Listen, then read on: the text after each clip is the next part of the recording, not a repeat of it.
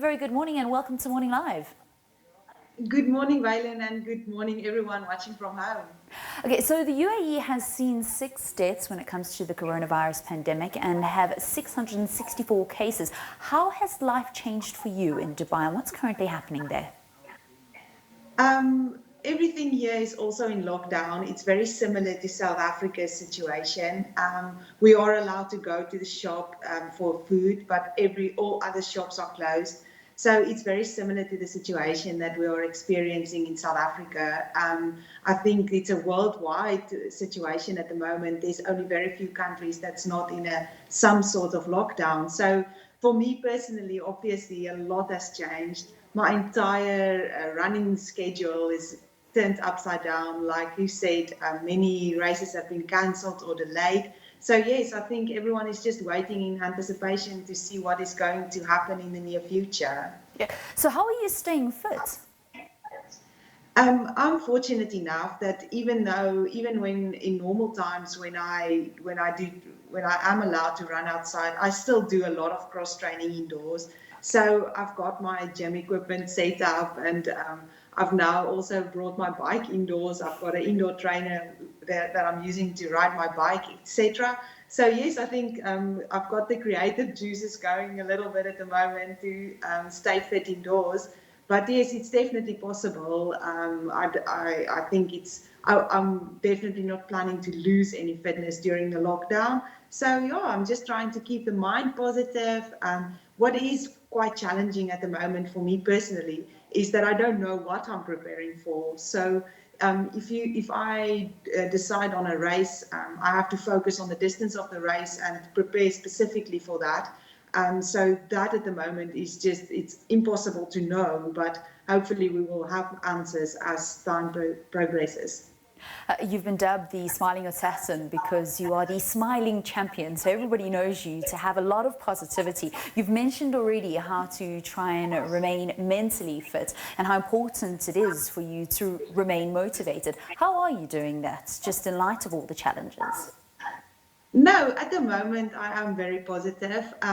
I'm fortunate enough to be with Duncan at the moment. It was a very close call for us. We were almost separated in between two countries, and because of the fact that we are from this different nationalities, so it was almost a matter of hours that I had to make my way back to be with him. So that has been very good for me mentally to have someone to share the lockdown time with.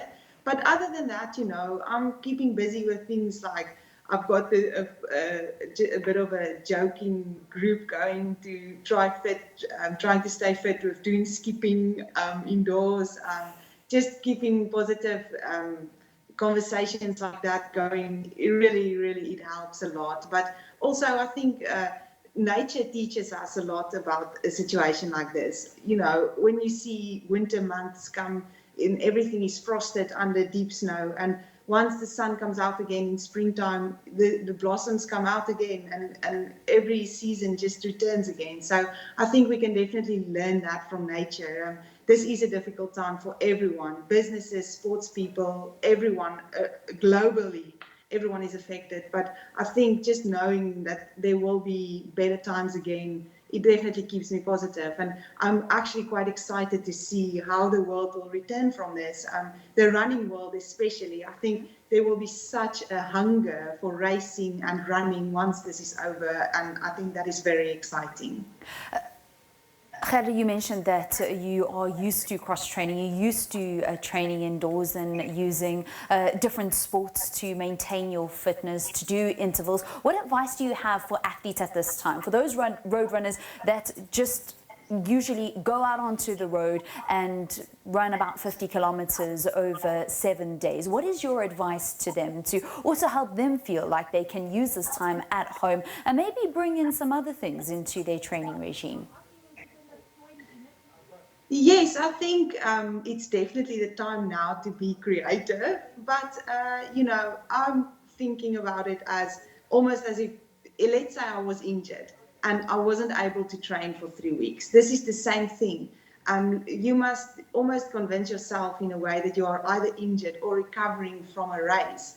And just now you're fortunate enough not to actually be injured, but you must think about it like that. So train in a way where you think about how can you now get your body stronger now that you're not running on the roads.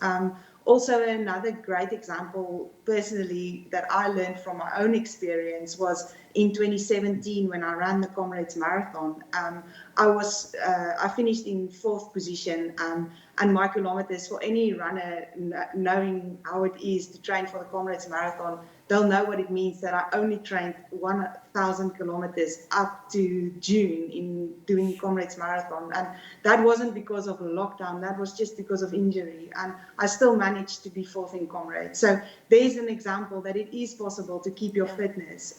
You must just keep mentally strong and positive. Honestly, that's the biggest obstacle that we are facing at the moment.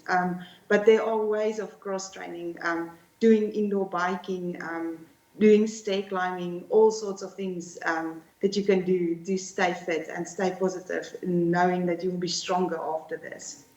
Gerda, for a lot of road running fans, they're actually quite disappointed that they're not going to see you get out onto the road anytime soon, because every time you seem to go out lately, you're running personal bests. A marathon PB, 2 hours, 27 minutes and 48 seconds, which was an Olympic qualifier at the New York Marathon, ending in 11th spot, 4th fastest South African woman ever. I mentioned the 10-kilometer PB, the half marathon PB. So what has been happening since that Comrades victory?